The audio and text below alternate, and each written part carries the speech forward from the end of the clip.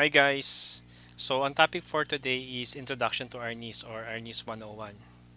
So ano yung mga kailangan din malaman bago tayo mag-start mag-Arnis? Okay? So what is RA 9850? So it's a Republic Act of 9850 declaring Arnis as National Martial Arts and Sports of the Philippines. So ano daw ang Arnis?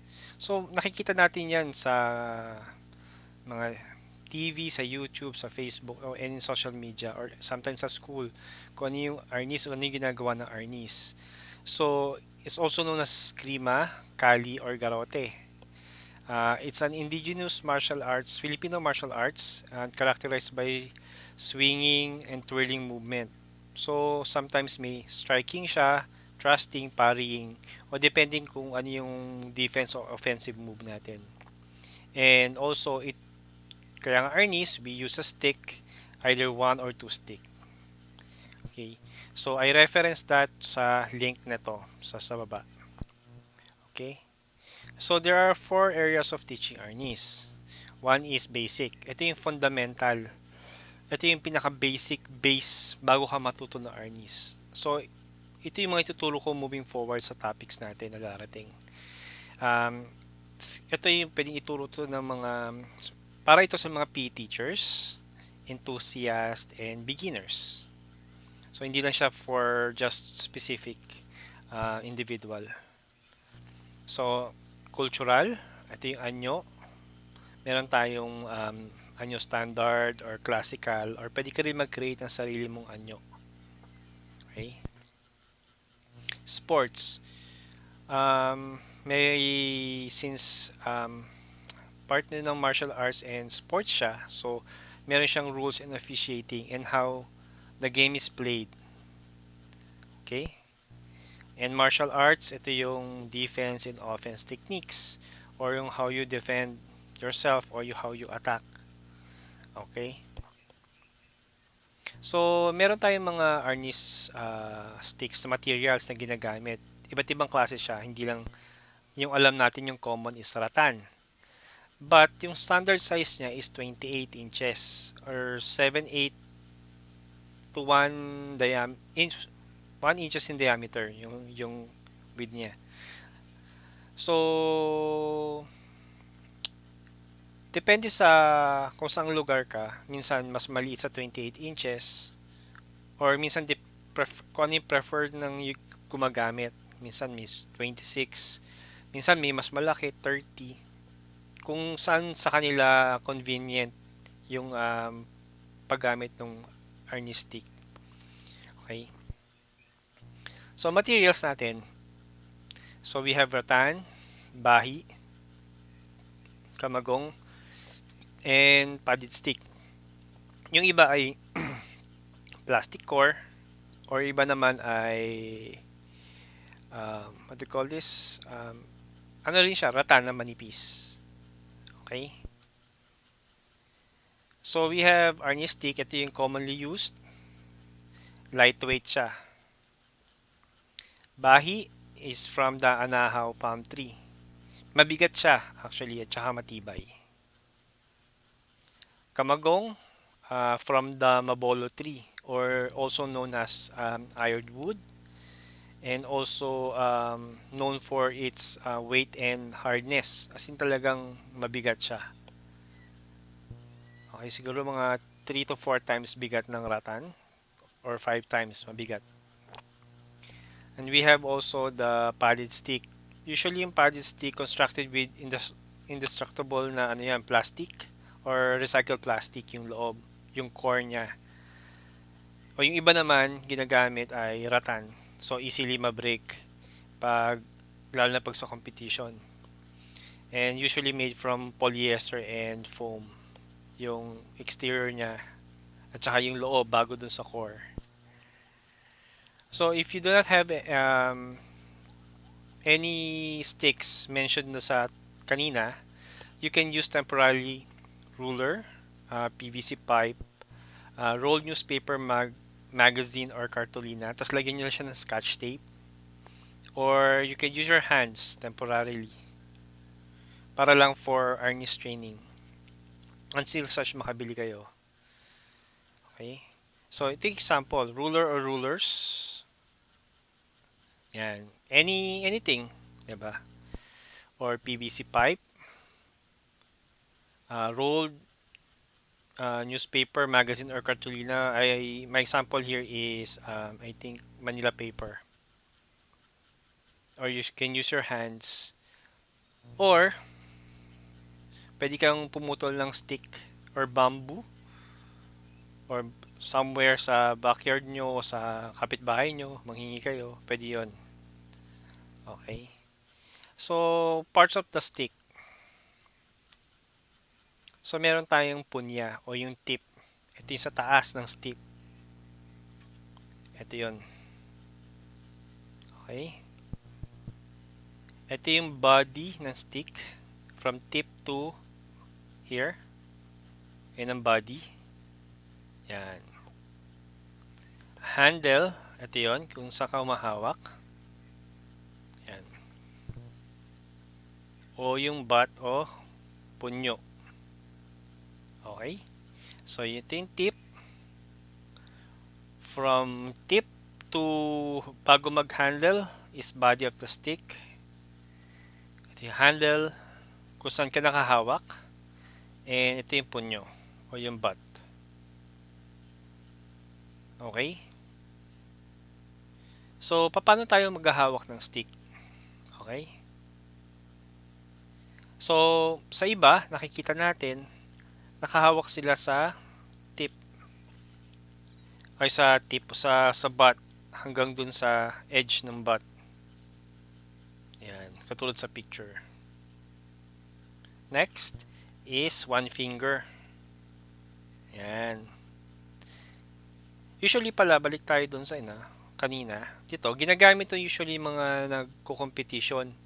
Kasi mas mahaba yung stick para ma-reach yung opponent o yung kalaban. Usually ganito sila humawak ng stick. Okay? Sa one stick naman, sa one finger pala, ito. Yan. Meron ganitong hawak. Ginagamit na to pang batting or pang other defense or offense techniques. Okay? Next is one hand.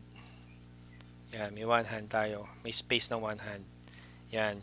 Ginagamit to rin pang locking, pang batting, or pang striking. Okay? Or batting na rin yon, striking. Okay? And middle hold. Pwede siyang pantusok or pwede siyang pang batting. Okay? And last is reverse hold. O yung mga reverse techniques. Usually, hindi naman ito ginagamit sa mga training. Pero, for mga offense or defense techniques, ginagamit siya. Yung reverse hold. Okay? So, how not to hold a stick. Yan. Bakit ganyan? Kasi, madali yan. Pag tinamaan ng stick to, pwedeng mabilis mag-release yung stick, mabilis mawala sa kamay mo. 'Di ba? Pwedeng masaktan ka, mabalian ka ng daliri. So, ang paghawak ng stick, grip talaga. Okay? Ito lang preference ko in terms of holding the stick. Okay? Kasi mas balance siya yung weight versus dun sa pag nandito ka sa diretso malapit sa butt ng stick. Okay? So, proper attire. What to wear during our news training of your students? So, we have white shirt or any shirt, printed shirt, pwede rin, jogging pants, and rubber shoes. Yan, ito yung sample. So, if you are a student, meron kayong PE uniform, then require kayo mag-PE uniform. Okay? Some students, kunyari hindi kayo are students ng from the schools, diba? You prefer nyo naka-shorts and sando, pwede naman yun. Pero pag ni-require kayo ng inyong instructor na wear jogging pants or any white shirts or any colored jogging pants and rubber shoes, let's respect their tawag dito, decision or yung request nila, 'di ba? Kasi mas formal mag-train ng Arnis ng ganun yung attire natin. Pero kung wala talaga, then shorts, t-shirts or sando, okay lang 'yan, 'di ba? Wala namang problema. Matututo pa rin tayo ng Arnis kahit hindi tayo sumusunod sa attire. Okay? So what to do before playing or training our knees? So syempre, we have to remove our kunya naka-sunglass tayo. Tanggalin natin 'yan. Any earrings on your student's face. Earrings syempre, minsan may mga iba may earrings kung saan-saan. So tanggalin natin. Necklace, bracelets, watch, ring, or remove cellphone from pockets. Bakit? Kasi hindi natin may iwasan na magkaroon ng accident, 'di ba? So pwede mapigtas yung necklace natin, masira or mabasag yung phone natin sa bulsa. So itabi muna natin sila sa hindi maaabot ng panag-training tayo ng Arnis. Okay? So ang pagpupugay, it's a salute or sign of respect. Pag sinabing pugay, salute, or pagbibigay pugay is saluting or giving a salute. Okay? Ito yung example nila. So, pagbibigay pugay by hand or no stick. So, play natin. Yan. Play again.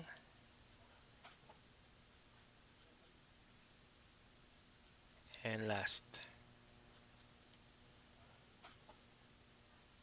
Okay, nilalagay siya dito sa dibdib. Then, bowing. Pag nagbow tayo, usually, nakatingin tayo sa opponent. Hindi tayo nakatingin sa floor. Okay, bakit? Pag nagtingin ka sa floor at kunyari kalaban or nasa competition ka, nagtingin ka sa floor, hindi mo alaman yung stick pala ng kalaban nakapalo na sa ulo mo. Kasi hindi mo nakita. 'Di ba? So, ganun din sa sa labas. Pag may nakamit tayo ng kapwa organisador natin or nasa klase tayo, nagbabaw tayo nakatingin sa teacher or sa classmate or sa kapwa organisador. Okay? Next. So naman pagbibigay pugay using one stick. Yon. Same lang din. Ilagay natin yung stick dito, then bow, then back to original position. Okay? Isa pa.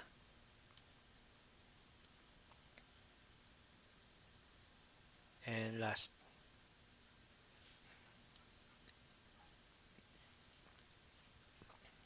Okay. Ngayon naman pagbibigay pugay ng two stick. Okay? So hawak ko dyan ay two sticks. Yan.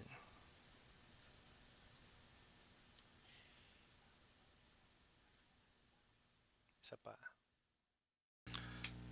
This ends the introduction of Arnis 101. So if you like this video, please like, share, and subscribe.